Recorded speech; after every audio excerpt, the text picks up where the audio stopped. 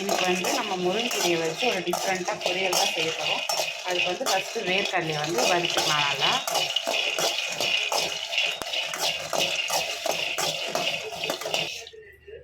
வேர்க்கடலையை வந்து வறுத்து தட்டில் ஆற வச்சுக்கலாம். வானல் வச்சு இப்போ வந்து இதில் 3 டேபிள் ஸ்பூன் எண்ணெய் விட்டுக்கலாம். எண்ணெய் காஞ்சதை கடுகு, ஜீரகம், பெருங்காயம், பருப்பு போட்டுக்கலாம். காஞ்ச மிளகா ஒன்று போட்டுக்கலாம்.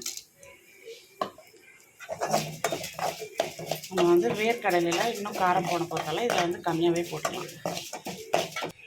மிளகாய் நல்லா செவந்ததும் முருங்கைக்கீரை நல்லா அலசி ஆஞ்சி வச்சுருக்க முருங்கைக்கீரைகளை சேர்த்துக்கலாம். வந்து நல்லா வதக்கிக்கலாம். உப்பு வந்து சால்ட் உப்பு போட்டுக்கலாம்.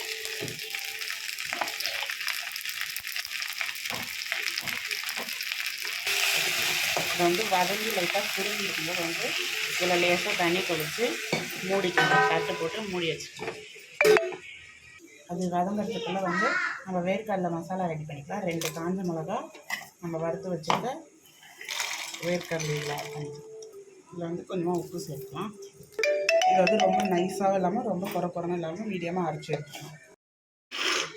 இதை வந்து இந்த மாதிரி அரைச்சி எடுத்தாச்சு. இப்போ நம்ம முருங்கைக்கீரை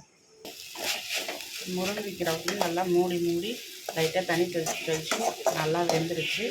இப்போ இதில் வந்து நம்ம ரெடி பண்ணி வச்சுருக்க வேர்க்கடலை பொடி சேர்த்துக்கலாம்.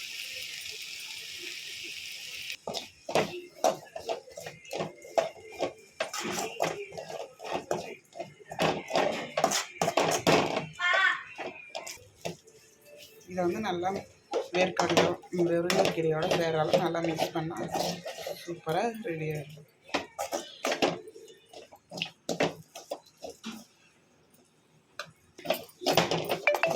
இப்போ இதை நல்லா மிக்ஸ் பண்ணி வச்சுக்கலாம்.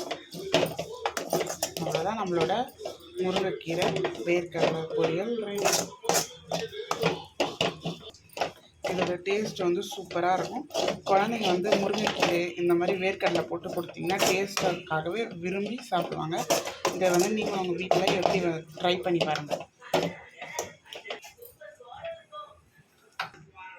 சூப்பரான முருங்கைக்கீரை பொரியல் ரெடி ஆகிடுச்சு. பார்க்கவே வாங்க எவ்வளோ கலர்ஃபுல்லாக சூப்பராக இருக்குது. இதை சாப்பிட்டா வந்து டேஸ்ட்டும் சூப்பராக இருக்கும். நீங்களும் இதை ட்ரை பண்ணி பார்த்துட்டு எப்படி வந்ததுன்னு கமெண்ட் பண்ணுங்கள். மறக்காமல் நம்ம சேனலை சப்ஸ்கிரைப் பண்ணுங்கள். இன்னொரு புது வீடியோவில் பார்க்கலாம். பாய்.